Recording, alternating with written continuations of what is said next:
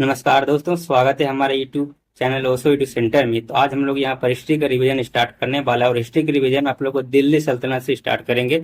और यहाँ पर जो भी वंश है दिल्ली सल्तनत में सभी को हम लोग पढ़ेंगे, कवर करेंगे। उसके बाद आगे जो वंश आएगा, इसके बाद दिल्ली सल्तनत के बाद क्या आता है, तो आ जाता है मुगल वंश। तो मुगल वंश को हम लोग एक एक करके पढ़ेंगे और वीडियो आप लोग को क्रम के अनुसार मिलते रहेगा और इसका प्ले लिस्ट भी बना दूंगा, तो आप लोग अच्छी तरीके से कवर कर लीजिएगा। क्योंकि आप लोग एक बार अगर इसको पढ़ लीजिएगा, जो भी यहाँ पर आप लोग को चैप्टर पढ़ाऊंगा, जो भी मतलब वंश पढ़ाऊंगा या फिर क्रम वाइज जो पढ़ाऊंगा, उनमें से क्या होगा कि आप लोग को जो भी क्वेश्चन पूछा गया है अभी तक, अब सभी क्वेश्चन आप लोग को कवर होता जाएगा इस वंश। जैसे कि हम लोग यहाँ पर आज अगर गुलाम वंश को खत्म कर लेंगे, गुलाम वंश खत्म होने के बाद इससे जितना भी क्वेश्चन बनने वाला सभी हम लोग पढ़ेंगे और जो पूछा गया है सभी क्वेश्चन भी आप लोग को इसमें मिल जाएगा। क्योंकि यहाँ जो नोट्स हम बनाए हैं, नोट्स में आप लोग को वो भी मिल जाएगा, जो कि अगर हम लोग बहुत सारे सेट लगाए हैं या फिर क्या कहते हैं कि जो प्रीवियस क्वेश्चन लगाए उनमें जो भी हमको एक्स्ट्रा क्वेश्चन मिला है उसको यहाँ पर इंक्लूड कर दिया हूँ मतलब इन नोट्स में। तो वो नोट्स में आप लोग को वो भी फाइंड होने वाला है और आप लोग को जो भी क्वेश्चन इससे बनने वाला है सभी आप लोग लगभग कवर कर लीजिएगा, अगर इसको आप लोग रिवाइज कर लीजिएगा एक बार।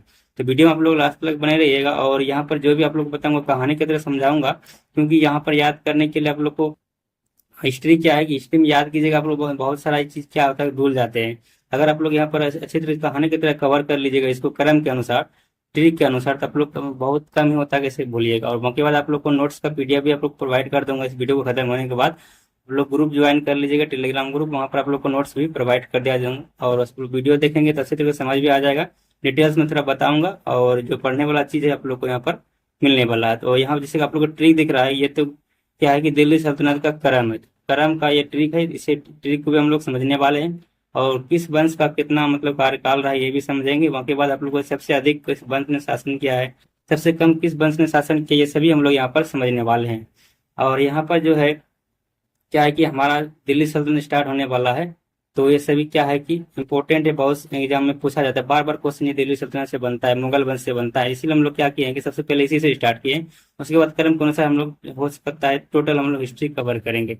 तो चलिए हम लोग बिना टाइम गए प्लस यहाँ पर जो है नोट्स का रिवीजन करना स्टार्ट करते हैं। तो यहाँ पर देख सकते हैं हम लोग दिल्ली सल्तनत से स्टार्ट कर रहे हैं। तो दिल्ली सल्तनत का जो कार्यकाल है वो देख सकते हैं आप लोग कब से कब तक है। तो दिल्ली सल्तनत का कार्यकाल जो है 1206 से 1526 ईस्वी तक है। क्योंकि आप लोग को पता है कि 1526 ईस्वी में जो है 1526 ईस्वी में जो है क्या हो गया था कि दिल्ली सल्तनत का अंत हो गया था। क्योंकि दिल्ली सल्तनत का जो अंतिम वंश है लोधी वंश है ना, तो लोधी वंश का जो अंतिम शासक था वो था इब्राहिम लोधी। इब्राहिम लोधी को किसने हराया था, तो वो बाबर जो कि क्या कहते हैं मुगल वंश के संस्थापक थे, उसी ने पानीपत का प्रथम युद्ध हुआ था 1526 ईस्वी में। आप लोग जानते हैं पानीपत का प्रथम युद्ध हुआ था 1526 ईस्वी में। इसमें क्या हुआ था, बाबर ने लोधी वंश का जो अंतिम शासक था इब्राहिम लोधी को परास्त कर दिया था और उसको परास्त करके क्या किया, दिल्ली सल्तनत पर अपना अधिकार कर लिया था। उसके बाद क्या हुआ, दिल्ली सल्तनत पर किसका अधिकार हो गया, मुगल वंशों का अधिकार हुआ। तो क्या हुआ कि वहीं पर दिल्ली सल्तनत समाप्त हो गया। तो इसीलिए इसका कार्यकाल जो है वो 1526 ईस्वी तक है, 1206 से 1526 ईस्वी। चलिए हम लोग इसको कवर करते हैं नोट से। तो यहाँ पर लिखा हुआ है कि दिल्ली सल्तनत के अंतर्गत 1206 ईस्वी से 1526 ईस्वी तक इतिहास का अध्ययन किया जाता है। ठीक है, तो इसमें क्या कह रहा है कि जो दिल्ली सल्तनत है इसमें हम लोग कहाँ से कहाँ तक अध्ययन करेंगे, 1206 ईस्वी से 1526 ईस्वी तक करेंगे। और इन 320 वर्षों में यहाँ आप देख सकते हैं हम लोग टोटल 320 वर्ष हो रहा है दिल्ली सल्तनत का कार्यकाल। ये भी पूछा जा सकता है आप लोग को कि दिल्ली सल्तनत का जो कितने वर्षों तक शासन किया गया दिल्ली सल्तनत में, तो इसमें कहा जाएगा आप लोग को 320 वर्षों तक इसमें शासन हुआ है। तो 320 वर्षों के इतिहास में 5 वंशों ने शासन किया है। तो दिल्ली सल्तनत में कितने वंशों ने काम किया है, 5 वंशों ने काम किया। अब इसका हम लोग क्रम देखेंगे। तो क्रम को याद रखने के लिए आप लोग एक ट्रिक याद रख सकते हैं। यहाँ पर ट्रिक आप लोग को लिखा दिख रहा है कि गुलाब खिले तो सांस लो। तो गुलाब खिले तो सांस लो, इसका ट्रिक है दिल्ली सल्तनत के वंश का। तो जैसे कि गुलाब से हो गया आप लोग को गुलाम वंश, तो गुलाम वंश हमारा पहला वंश हो गया गुलाम वंश। और उसका कार्यकाल जो था 1206 ईस्वी से 1290 ईस्वी तक था गुलाम वंश का कार्यकाल। उसके बाद खिले से याद रख सकते हैं हम लोग खिलजी वंश, तो से तुगलक वंश, फिर सांस लो से याद रख सकते हैं आप लोग सैयद वंश, फिर लो से याद रख सकते हैं लोधी वंश। तो इसका क्रम है और इसका जो कार्यकाल है यहाँ पर साइड में आप लोग को दिख रहा है कि गुलाम वंश का कार्यकाल आप लोग याद रखेंगे 1206 ईस्वी से 1290 ईस्वी है। खिलजी वंश का कार्यकाल हो गया 1290 ईस्वी से 1320 ईस्वी। फिर तुगलक वंश का कार्यकाल जो हो गया वो 1320 ईस्वी से 1414 ईस्वी हो गया। फिर सैयद वंश की बात करें तो ये 1414 से 1451 ईस्वी तक है। फिर लोधी वंश जो हो गया वो 1451 से 1526 ईस्वी तक रहा। ये ट्रिक अगर आप लोग याद रखेंगे, इससे आप लोग को बहुत सारा क्या होता है कि एग्जाम में पूछा जाता है, टेस्ट में बार बार पूछा जाता है कि क्रम से सजाइए। तो दिल्ली सल्तनत को जो वंश, इसको क्रम से सजाने के लिए दे दिया जाएगा। तो क्रम से सजाने के लिए आप लोग को ये ट्रिक याद रखना पड़ेगा कि गुलाब खिले तो सांस लो। अगर आप लोग ये ट्रिक याद रखिएगा तो उसको आप लोग अच्छी तरीके से क्रम में सजा दीजिएगा। तो ये क्रम रखने के लिए हम लोग क्या करते हैं, ट्रिक याद रखते हैं। और यहाँ पर देखें तो यहाँ पर ये भी पूछा सकता है कि सबसे अधिक समय तक किस वंश ने शासन किया था दिल्ली सल्तनत में। तो आप लोग यहाँ पर देख सकते हैं कि ये तो 1206 से 1290 84 साल ही किया है। फिर 1290 से 1320 ये 30 साल किया है। यहाँ पर देखें तीसरा वंश जो है तुगलक वंश, ये सबसे अधिक समय तक शासन किया है दिल्ली सल्तनत में। तो 1320 से 1414 ईस्वी मतलब 94 साल तक शासन किया है। तो अदर अदर आप लोग को पूछा जाए क्वेश्चन की दिल्ली सल्तनत में सबसे अधिक शासन समय तक शासन करने वाला कौन सा वंश है, तो आप लोग क्या टिक लगाइएगा, तुगलक वंश लगाइएगा, क्योंकि इसका भी कार्यकाल सबसे अधिक समय तक वो कितना है, 94 साल तक इसने शासन किया है तुगलक वंश ने दिल्ली सल्तनत पे। और सबसे कम समय तक पूछा जाए तो आप लोग मारिएगा खिलजी वंश, क्योंकि सबसे कम समय जो वंश था ये खिलजी वंश का शासन था, जो कि 1290 से 1320 ईस्वी में, मतलब 30 साल तक ही का मतलब इसका कार्यकाल रहा खिलजी वंश का। तो ये दो क्वेश्चन यहाँ पर बन रहा है हमारा कि तुगलक वंश जो सबसे अधिक समय तक शासन किया है दिल्ली सल्तनत पे और सबसे कम समय तक खिलजी वंश का हुआ है। तो एक दो क्वेश्चन यहाँ से बन जाएगा आप लोग को। बाकी बात आप लोग ये क्रम पूछा जा सकता है इससे, तो क्रम ये ट्रिक से माध्यम से आप लोग याद रखेंगे। उसके बाद हम लोग सबसे पहला जो अपना ये वंश है गुलाम वंश, इसको हम लोग शुरू करते हैं। तो देख सकते हैं यहाँ पर पहला हमारा वंश है यहाँ पर गुलाम वंश। तो गुलाम वंश को हम लोग कवर करेंगे, हम लोग पढ़ेंगे। गुलाम वंश मतलब याद रखिए इसका कार्यकाल जो था वो 1206 से 1290 ईस्वी तक था। और इसे हम लोग दास वंश भी कहते हैं, ये आप लोग याद रखेंगे।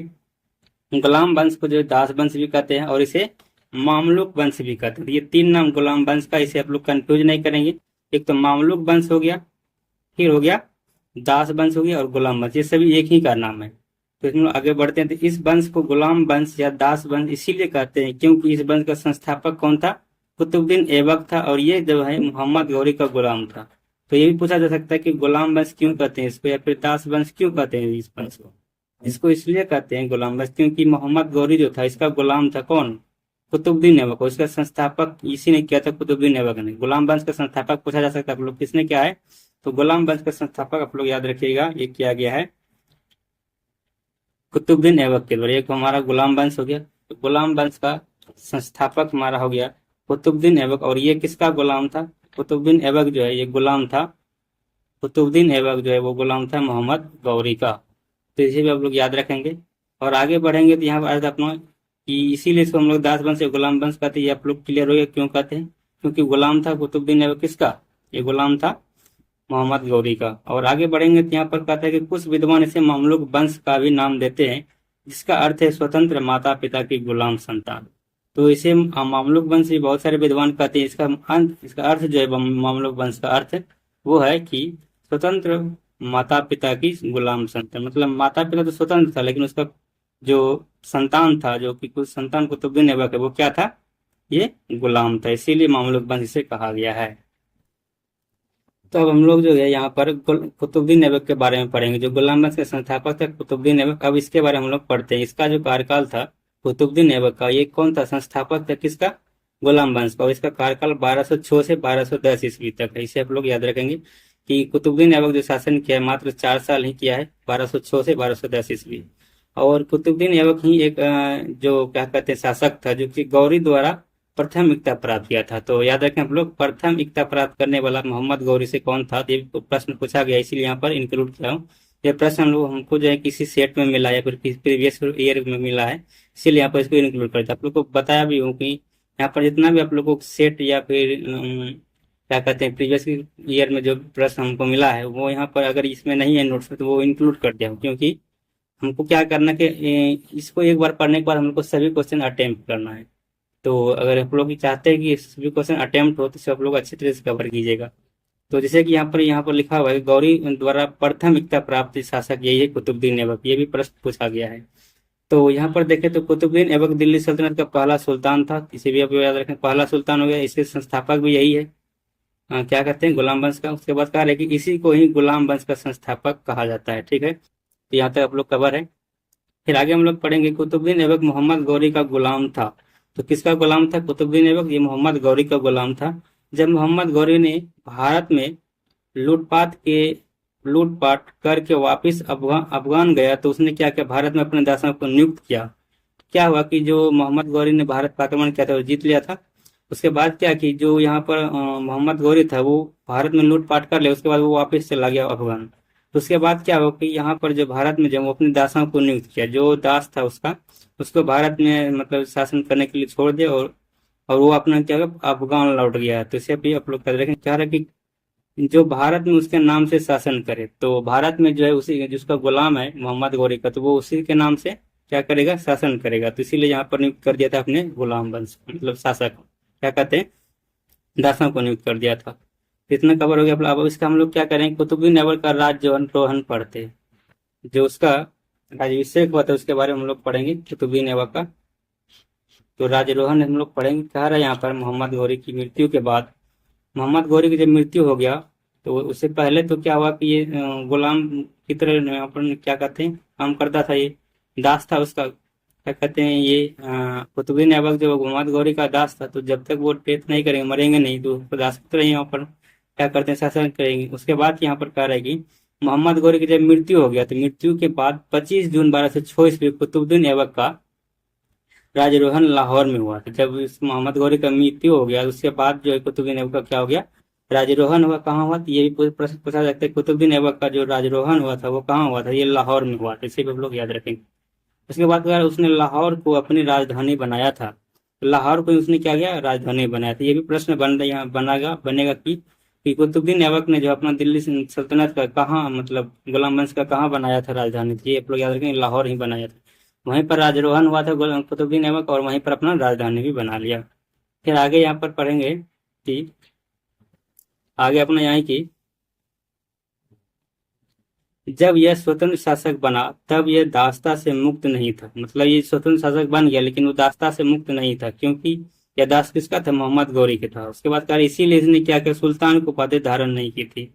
वो दासता था मतलब दास था किसी का, इसलिए उसने क्या किया, सुल्तान को उपाधि धारण नहीं की, बल्कि मलिक और सिपह सलाहकार की उपाधियों के साथ शासन किया। तो इसे भी आप लोग कुछ याद रखिएगा कि दिल्ली सल्तनत का जो पहला शासक था कुतुबुद्दीन ऐबक, इसने सुल्तान को उपाधि नहीं धारण किया था, क्योंकि वो क्या था, दास था, और इसीलिए इसने कौन सा उपाधि धारण किया था, इसने उपाधि धारण किया था मलिक और सिपह सलाहकार की।